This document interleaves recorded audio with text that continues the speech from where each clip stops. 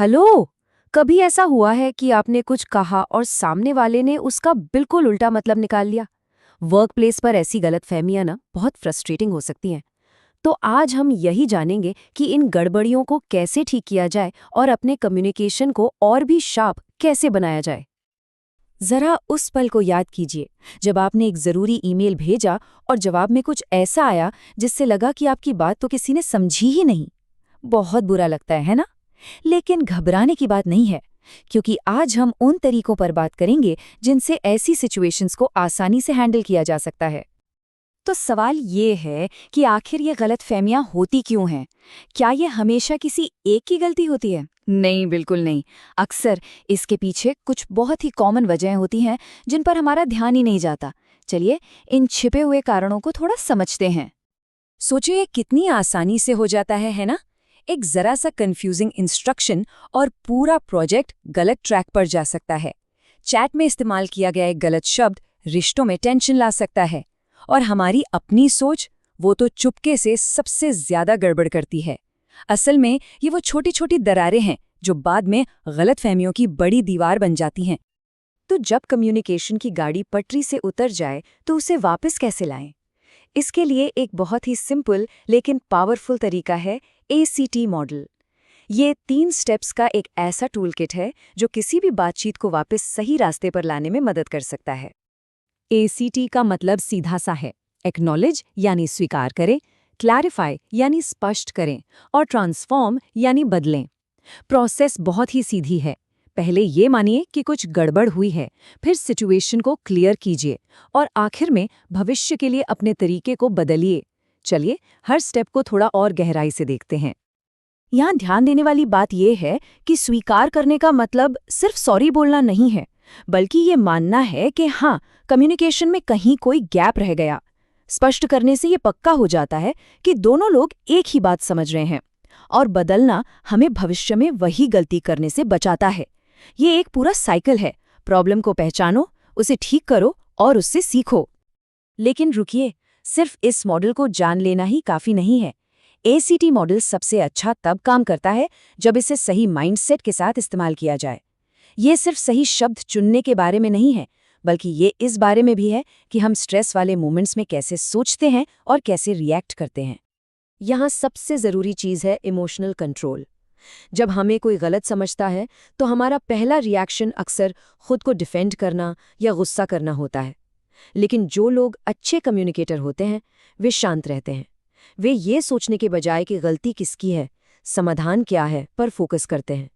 वो याद रखते हैं कि प्रॉब्लम इंसान में नहीं, बल्कि कम्युनिकेशन के तरीके में है। अब इस स्लाइड को देखिए। माइंडसेट में एक छोटा सा बदलाव कितना बड़ा फर्क ला सकता है। एक तरफ का रिएक्शन है ब्लेम करना, जिससे टकराव बढ़ता है। दूसरी तरफ का रिएक्शन है मिलकर काम करना, जो सॉल्यूशन पर फोकस करता है।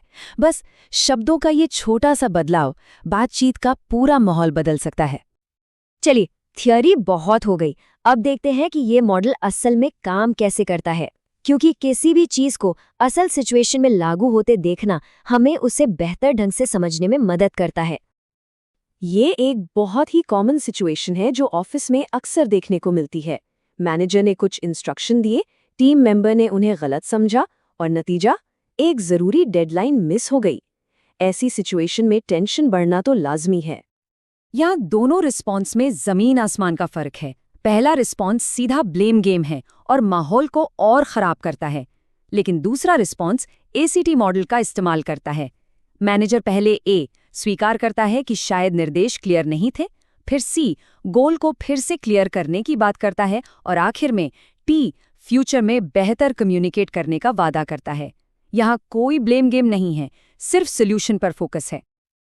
अब एक और मुश्किल सिचुएशन पर नजर डालते हैं, जो आज की डिजिटल दुनिया में बहुत ही आम है। लिखे हुए मैसेज में टोन का अंदाजा लगाना बहुत मुश्किल होता है। एक नॉर्मल सा ईमेल भी किसी क्लाइंट को रूड या इंसल्टिंग लग सकता है।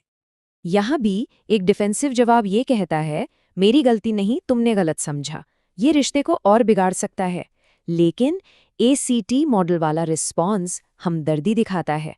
आप ये स्वीकार करते हैं कि आपके ईमेल से क्लाइंट को बुरा लगा, C अपना इरादा साफ करते हैं, और T ईमेल की बजाय फोन पर बात करने का प्रस्ताव देकर रिश्ते को सुधारने की कोशिश करते हैं। ये क्लाइंट का भरोसा बनाने का एक बहुत ही पावरफुल तरीका है। तो इन सब से हम सीखते क्या हैं? इसका निचोड़ क्या है? ये सिर्फ एक टेक्निक नहीं है, बल्कि ये प्रोफेशनल मैच्योरिटी की निशानी है। चलिए मेन पॉइंट्स को एक बार फिर से दोहराते हैं। जैसा कि जॉन पॉवेल ने कहा है, कम्युनिकेशन उन्हीं के लिए काम करता है जो इस पर काम करते हैं। ये बात बिल्कुल सच है। अच्छा कम्युनिकेशन कोई पैदाइशी टैलेंट नहीं है, ये एक स्किल है जिसे लगातार प्रैक्टिस से ही बेहतर बनाया जा सकता है। और अंत में सबसे जरूरी बात यह है कि गलतफहमियां तो होती ही हैं, सबसे होती हैं। एक साधारण और एक बेहतरीन कम्युनिकेटर के बीच का फर्क यही है कि एक बेहतरीन कम्युनिकेटर उन गलतफहमियों को जल्दी, असरदार तरीके से और बिना किसी टकराव के सुलझा लेता है। तो अब सोचने की बारी आपकी है।